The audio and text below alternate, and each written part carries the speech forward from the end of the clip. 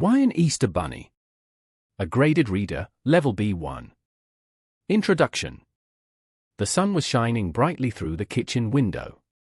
Clara sat at the wooden table, staring at a large chocolate rabbit. It was wrapped in shiny gold foil and had a bright red ribbon around its neck. Outside, the garden was starting to wake up after a long, cold winter. Small green shoots were appearing in the soil, and the birds were singing loudly.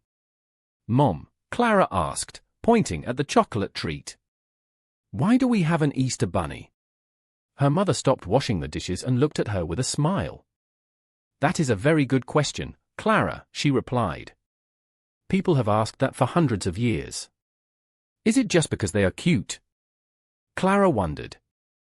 "Not exactly," her mother said, drying her hands on a towel. "It is a story about spring, ancient legends, and a very special transformation." Clara leaned forward, her curiosity growing. "I think you should visit your grandfather this afternoon," her mother suggested. "He has a whole shelf of books about old traditions. He will know the true story of the rabbit and the eggs." Chapter 1: The Big Question. Clara walked down the street toward her grandfather's house. The air felt fresh, and the smell of blooming flowers was everywhere. She kept thinking about the golden rabbit on her kitchen table. In school, they had painted eggs with bright colors and patterns. They had also made paper ears to wear on their heads. Everyone accepted the bunny as a symbol of the holiday, but nobody really explained why. Why wasn't there an Easter cat or an Easter dog? Dogs were much better at finding things than rabbits were. And why did a rabbit bring eggs? Rabbits definitely did not lay eggs. Clara knew that much from her science class. She reached the front door of a small, ivy-covered cottage. Her grandfather, Arthur, was a retired history teacher who loved mysteries. Before she could even knock, the door opened. "I saw you coming from the window," Arthur said, wearing his favorite wool sweater. "You look like a girl with a very important question on her mind." Clara laughed and followed him inside into the warm hallway.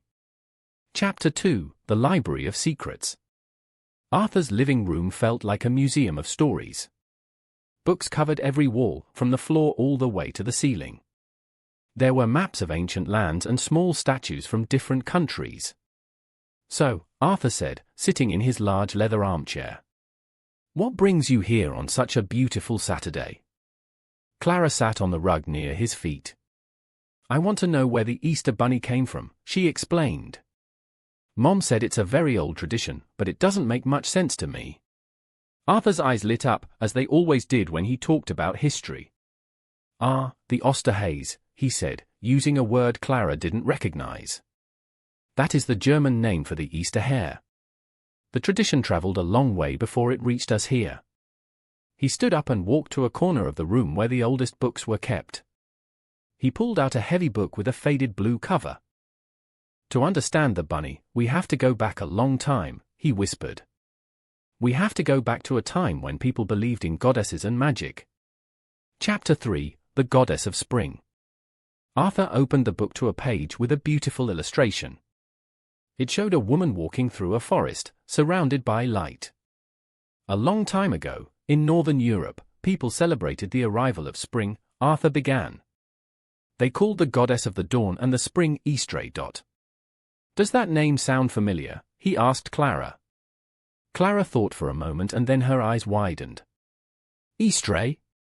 Easter? It sounds almost the same," she exclaimed. Arthur nodded and turned the page. "Exactly," he said. "The festival of Easter was held during the month of April. It was a time to celebrate new life after the darkness of winter. The people believed that Easter brought the warmth back to the earth. She was often seen with symbols of fertility and growth. In those days, the rabbit was a symbol of the goddess because rabbits have many babies. They represented the idea that life was starting again everywhere. But that doesn't explain the eggs," Clara pointed out. "Wait," Arthur said softly. "The most famous legend about Easter is about to begin." Chapter 4: The Frozen Bird. The story took a turn into a very cold winter. One year, the snow stayed much longer than it was supposed to. The flowers could not grow, and the animals were struggling to find food. Easter arrived late that year, and she felt very sad when she saw the frozen forest. As she walked through the woods, she found a small bird lying in the deep snow. The bird's wings were frozen, and it was close to dying from the cold. Easter picked up the tiny creature and held it against her warm heart. "I am so sorry I was late," she whispered to the bird. She wanted to save its life, but the bird's wings were too damaged by the frost. It would never be able to fly again. The goddess knew she had to do something special to help the bird survive on the ground. She used her powerful magic to transform the bird into a different animal. In a flash of golden light, the bird was gone. In its place sat a beautiful, long-eared hare with soft, thick fur. The hare was warm and strong, perfectly suited for the cold ground. Chapter 5: A Rabbit with a Secret. Clara listened, her eyes wide with wonder. "So the bird became a rabbit?" she asked. "Yes," Arthur replied, looking at the old drawing in the book. But the transformation was not completely perfect. Because the hare had once been a bird, it kept one very strange ability. Even though it looked like a rabbit, it could still lay eggs. Clara laughed. "That is the craziest thing I have ever heard." Arthur smiled and continued the tale. The hare was so grateful to Easter for saving its life that it wanted to give her a gift. Every year, when the goddess arrived in the spring, the hare would lay beautiful, colored eggs. It would hide them in the grass as a surprise for her. The goddess loved the gift so much that she wanted everyone to share the joy. She told the hare to go around the world and give the eggs to children who were kind. And that, Arthur said, closing the book gently, is the legend of how the bird rabbit started the tradition. Chapter 6: From Legend to History. Arthur looked at Clara over the top of his glasses. "Of course, that is just a legend," he said with a small smile. "The actual history of the Easter Bunny is also very interesting and full of facts." He opened a different book, one with many dates and maps of Europe. The first written record of the Easter hare appeared in Germany in the late 1600s. A doctor named George Frank von Frankenu wrote about it in a famous medical book. He described a tradition where a hare brought eggs for children to find in the garden. In those days, the hare was seen as a very mysterious and special animal, Arthur explained. Because they are active at night and sleep with their eyes open, people thought they were magical.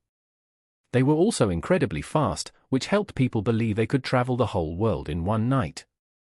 Clara imagined a fast rabbit running through the dark forests of Germany. It was starting to make more sense now. Chapter 7: The Judge of Character. Was the German bunny the same as our bunny today? Clara asked. Almost, Arthur replied, turning the page to show an old drawing. Back then, the Osterhase was a bit like Santa Claus. He would decide if children had been good or bad during the year. If they were well behaved, he would leave colorful eggs in nests that the children built. Clara pictured children building nests out of hats, bonnets, or even old shoes. "That sounds much better than a stocking on a fireplace," she said with a grin. In the old days, eggs were considered a luxury and were often forbidden during the weeks before Easter. When the holiday finally arrived, eating eggs was a special way to celebrate the end of the fast. Decorating them with bright colors made the celebration even more joyful for the families. The children would wake up early, hoping that the Osterhase had found their nest. It was a reward for their patience and their good behavior during the winter. Chapter 8: The Journey to America. Arthur turned the pages to show a map of the Atlantic Ocean. In the 1700s, many German people decided to move to America, he said. They settled in a place called Pennsylvania, looking for a new life. They brought many of their favorite customs with them, including the story of the egg-laying hare. At first, it was only a small tradition celebrated in those specific immigrant communities. However, the idea was so charming that it soon began to spread to other states and cultures. By the mid-1800s, bookstores were selling children's books about the Easter Bunny. The name changed from Osterhase to the Easter Hare, and eventually to the Easter Bunny. People preferred the word bunny because it sounded softer and friendlier for young children. The tradition was no longer just German, it was becoming a part of the whole world's culture. Families from different backgrounds started to embrace the idea of a magical rabbit. Chapter 9: The Invention of Chocolate Bunnies. But what about my chocolate rabbit? Clara asked, thinking of the gold foil on her table. Arthur laughed and pointed to a picture of an old-fashioned candy shop. In the 19th century, chocolate became much easier and cheaper to produce, he explained.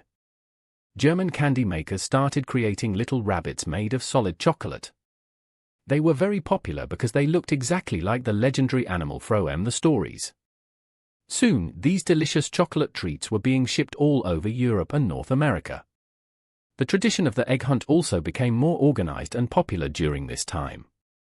Instead of just leaving eggs in a nest, parents began hiding them in difficult places around the house. It turned the holiday into a fun game for the whole family to play together in the garden. The bunny became the official mascot of the spring season, Arthur concluded. It connected the old stories of magic with the new joy of sharing sweets. Chapter 10: Sharing the Story. Clara stood up and hugged her grandfather tightly. "Thank you, Grandpa," she said, feeling much smarter than she had that morning. "Now I understand that the bunny is more than just a piece of chocolate in a box. It is a symbol of life returning and the kindness of the goddess Easter. And a little bit of German history, too," Arthur added with a wink. Clara walked back home through the park, looking at the bushes and the budding trees. The afternoon sun was warm on her face, and she felt the energy of spring all around her. She imagined a magical hare hiding behind a large oak tree, watching the children play. When she arrived home, her mother was setting the table for a special dinner. Clara looked at her gold chocolate rabbit sitting on the kitchen table. It didn't just look like a snack anymore, it looked like a piece of a very long and beautiful story. She couldn't wait to tell her mother everything she had learned. Conclusion.